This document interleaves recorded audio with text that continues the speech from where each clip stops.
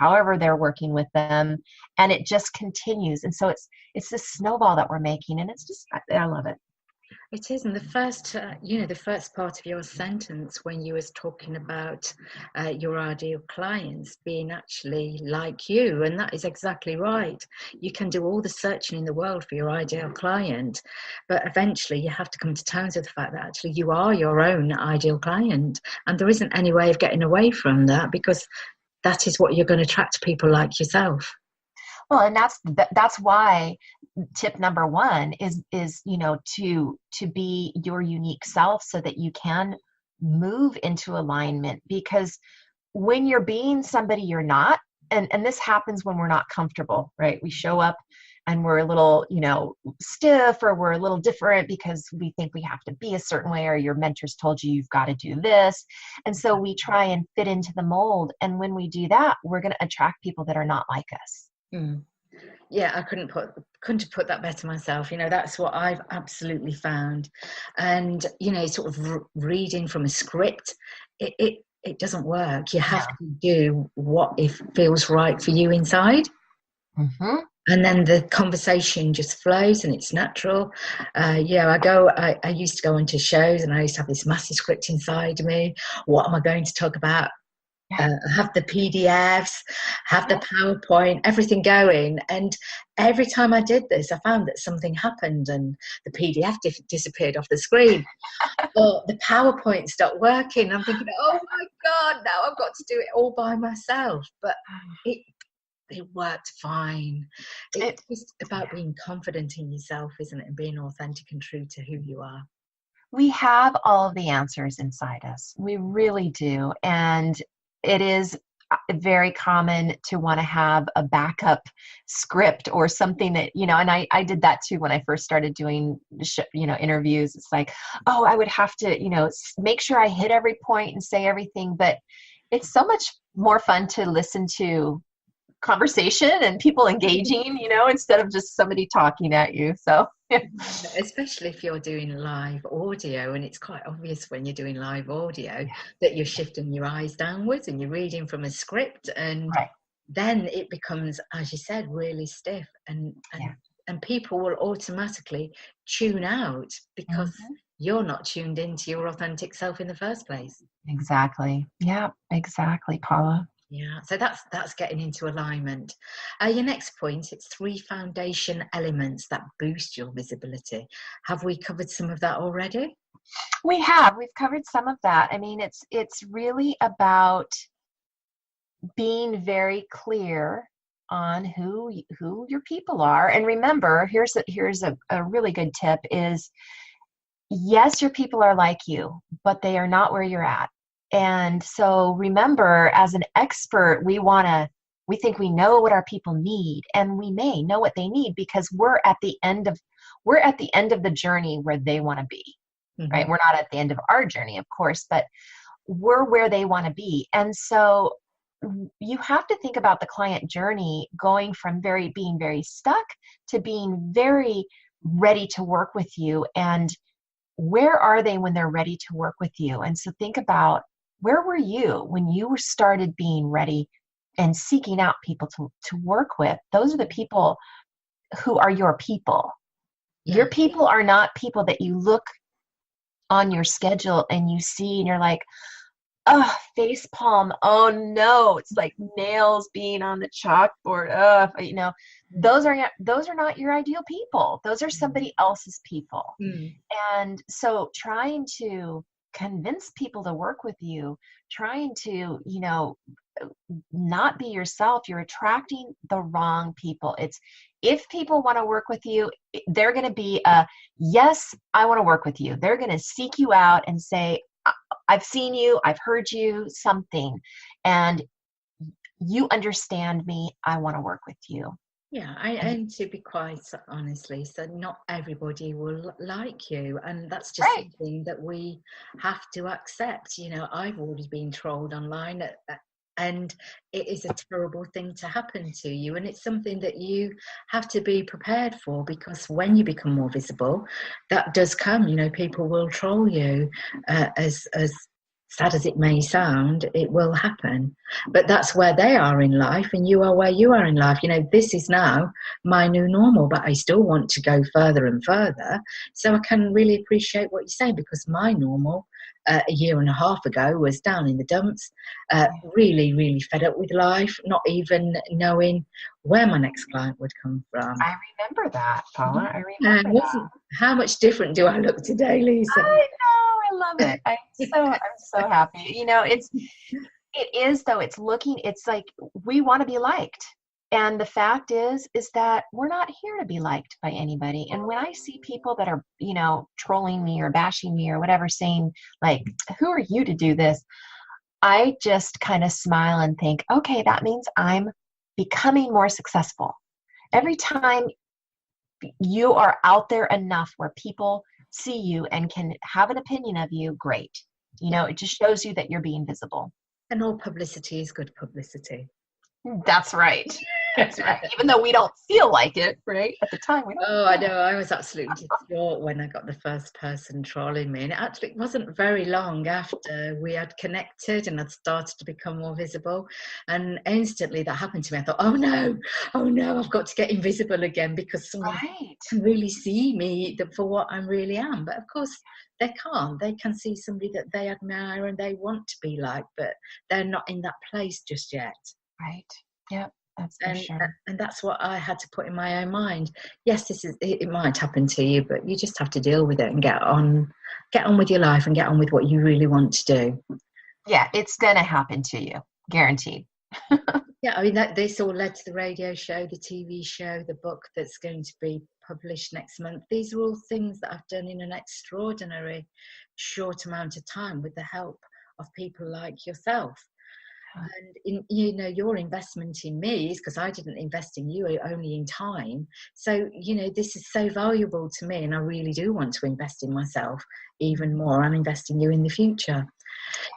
So you talk about one thing, the biggest mistake that keeps you from profiting from your purpose. This to me is a massive one. Yeah. Well, what keeps you from profiting from your purpose is not being able to articulate your value. Uh-huh. And people struggle with articulating their value. And when you're starting out and you're in this like exploration of who are you and who do you want to be and trying to get visible and trying to be seen, you feel that I'm saying you, and this is my experience from working with people and I did it too, is you want to get more certifications, or you want to get more, take another class, or you want to do more experience, or you feel like you have to become more. You feel like you have to do more in order to be able to be more valuable enough, when really you are enough. And so how do you take what you already have in your toolbox and articulate it in such a way that your audience says, that's what I want? Because if you say, I am a so-and-so and I have these degrees and these certifications, people are going to go, okay, great. Yeah. And so, it's being able to find out what your audience wants. Yes. And that's what you have to do. You've got to find out what they want, where they're at. And, you might think you know what they want, but I will guarantee that if you don't ask them, and ask a lot of them out there who in your audience, you're not going to be able to pinpoint it exactly what they do want. And so, me, I ask a lot of questions, and this is what is very important for you to do with your audience, is ask questions, because you want to know where they're coming from, where their perspective is. Then you can match up the results that you give to what they want. So, for instance, I do a lot more than visibility and impact. I do a lot more than just that. But what I found is that my audience had difficulty being seen, and they really wanted to be noticed. They really wanted to get noticed in front of their ideal client. They really wanted to be visible online. So that's what I focus on. That is where my message is, because that's what my people want. That's who I attract, because that's been my path. So being able to articulate your value and know exactly what your audience does so that you can say, in your networking event, or when you're, meeting somebody online, or whatever it is, even in writing, is what do you do? When somebody says, well, what do you do? It's like there's a little formula that's great. You can say whatever the results are that they want. So I tell people I help women stand out online. That's what they really want. Yeah. And I help them get noticed and hired by their dream clients. That's what my audience wants. So think about what is the result your audience wants? They don't want your degrees. They don't want your certifications. They don't want your title. They want the result. So how would one start that process of finding out that and asking the questions? So so asking questions, creating an audience, when you have people that are a slice of your audience. So whether it's going into a LinkedIn group or a Facebook group, or just asking individual questions, you can do polls on Facebook. Mm-hmm. You can ask individuals on Instagram. If you're on LinkedIn, you can ask questions in different groups and have people, answer you. But you want to ask questions about, what is your biggest challenge? What is it that you're looking to, what result are you looking for? What is the ultimate result that you want?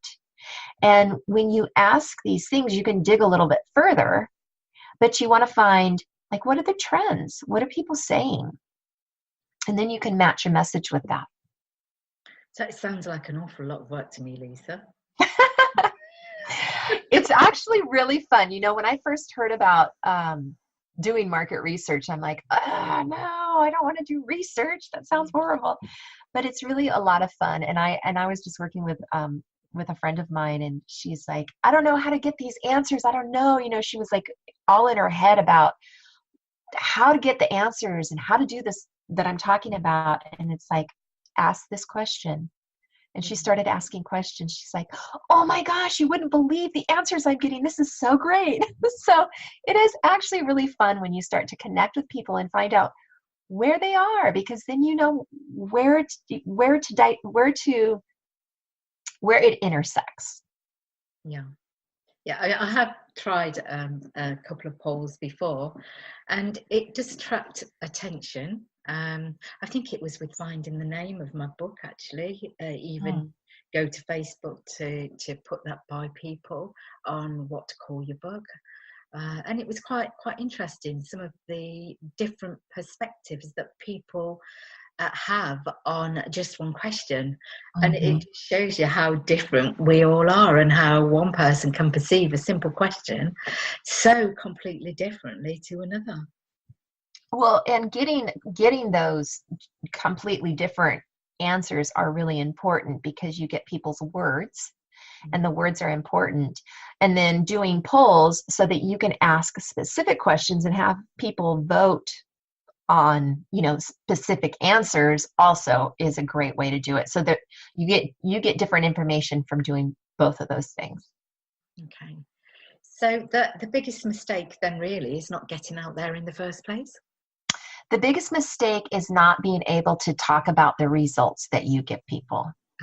Is not knowing what solution they want.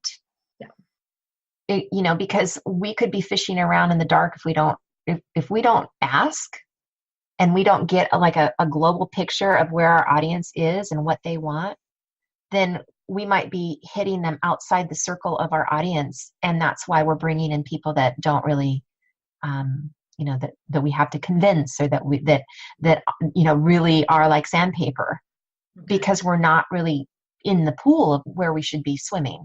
So for the audience that's listening at the moment, and they're thinking, okay, I really, really am passionate about something, but they're not quite sure what it is or why they are passionate about the thing that they're passionate about, how do they find that big why to bring their passion out? Why? Yeah. Well, I think it all starts with your vision, because we're my belief and what I've seen is that we are, what I know, I'll just go there. What I know is that we're here for something bigger.